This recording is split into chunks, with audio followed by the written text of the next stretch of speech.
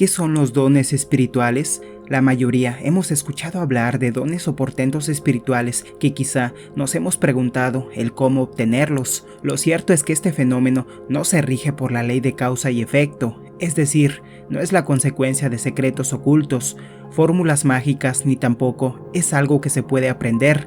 Surgen como consecuencia de aquello en lo que te has convertido, producto de la evolución de la conciencia.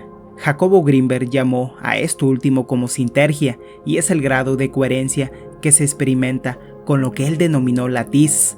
La latiz de Grinberg equivaldría al contacto con lo que muchos místicos o santos han reportado, y es desde ahí de donde se despliegan todo tipo de fenómenos y portentos milagrosos. El neurofisiólogo mexicano Jacobo Grinberg no hizo más que indagar desde el ámbito científico el terreno místico espiritual. La definición de matriz equivaldría al desarrollo de la conciencia o la evolución de la misma, y mirar la realidad tal cual como es se define como la iluminación. Equivocadamente se suele pensar que esta definición de la matriz o latiz es algo a lo cual, con algunas técnicas o secretos, podemos percibirla.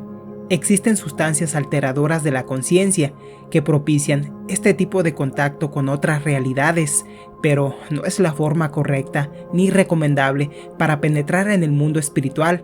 Más allá de la mente convencional o el ego, como se le dice en latín, no existe una nada, sino la revelación de la totalidad.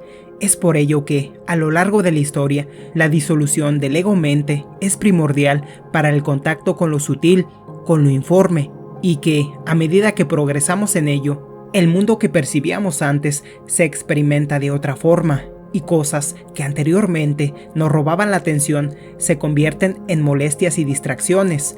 Es así como la forma y su pretendida singularidad pierde todo valor, y la inclinación se vuelve aquello que trasciende las jugosas proyecciones del mundo. El ego-mente se reemplaza por la presencia inmutable, que siempre observa, lo que da como resultado que uno comienza a identificarse con esto. El ego no es más que un yo construido en base a experiencias, al pasado, a la profesión, tu país, tu dinero en el banco y así sucesivamente. El ego no puede sobrevivir a menos que se reivindique, y para ello necesita de otros egos con los cuales competir. Es por ello que vivimos en un mundo dualista que se siente separado de los demás. Por ello coloca fronteras, discrimina, menosprecia y crea todo tipo de disolución. La conciencia de unidad que propone Grinberg se trata de aquella donde se trasciende esta dualidad para así unificarse con una sola conciencia que se traduce como amor.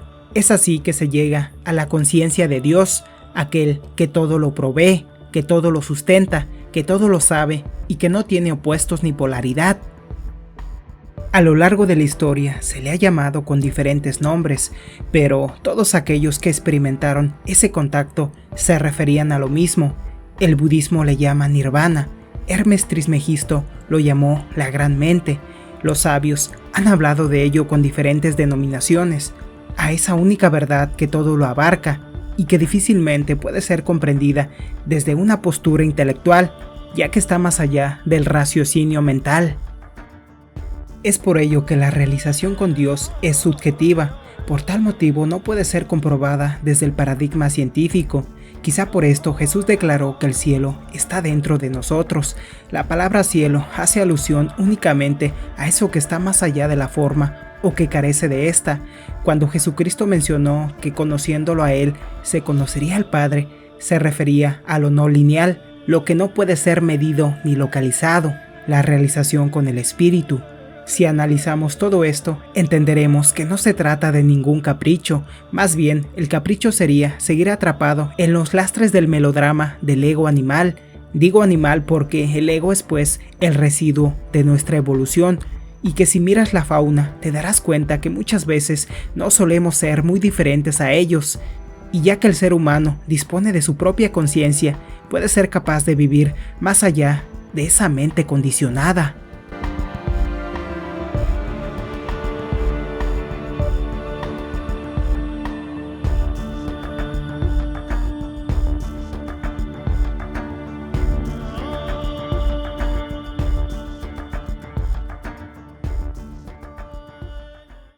¿Quieres hablar tú, Jacobo? ¿Cómo no? Bueno, yo, la técnica de meditación que más me gusta es la observación, porque el observador puede observarlo todo. O sea, todo el conjunto de cambios que ocurren, todas las modificaciones, todos los, pues la infinita variedad de experiencias, todas ellas se pueden observar y por lo tanto el observador es el que unifica. De tal forma que cuando tú aprendes a observar y cuando tú observas cualquiera de estos cambios desde esa referencia, el hecho mismo de poderlos observar te empieza a integrar. Por ejemplo, uno puede sentirse muy confuso o muy nervioso, ¿no?, en cierto momento. Bueno, uno, si recordara que puede observar el estado de confusión, el mismo instante en el que uno observa la confusión, se coloca en el punto de integración, fuera de la confusión. Porque ¿quién es el que observa la confusión? Pues no puede ser nadie dentro de la confusión. Por lo tanto, en ese momento uno recuerda que la naturaleza propia está más allá de esa confusión. Esto no quiere decir que la confusión no exista o que no esté ocurriendo. Está ocurriendo, es un fenómeno que está aconteciendo, pero el observador se encuentra siempre un paso adelante, por así decirlo, de toda la experiencia que está aconteciendo. O sea, de la no identificación con la circunstancia. Yo creo que es un poco más complejo que la no identificación, porque en cierto momento uno se da cuenta que todo lo que sucede es parte de la identidad. Esto es, parecería como que hay un proceso intermedio de no identificación, en donde la observación es para mí la técnica más extraordinaria, porque, digamos, es como la evidencia fehaciente, clara, de que siempre en nosotros existe algo trascendente, sin ideología.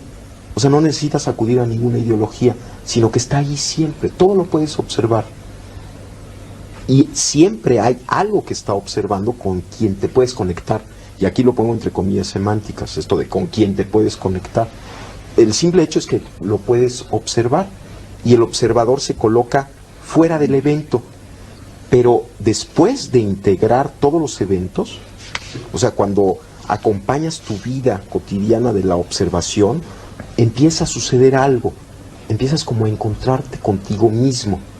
Es una técnica, es una herramienta simplemente que te ayuda a unificar, porque por definición el observador es lo que unifica. Entonces, utilizando la observación, incrementas la posibilidad de unificación en ti mismo. Y llega un momento en que simplemente te conectas con la realidad, estás en la realidad, y en ese momento toda la discusión acerca de identificación o no identificación ya no existe.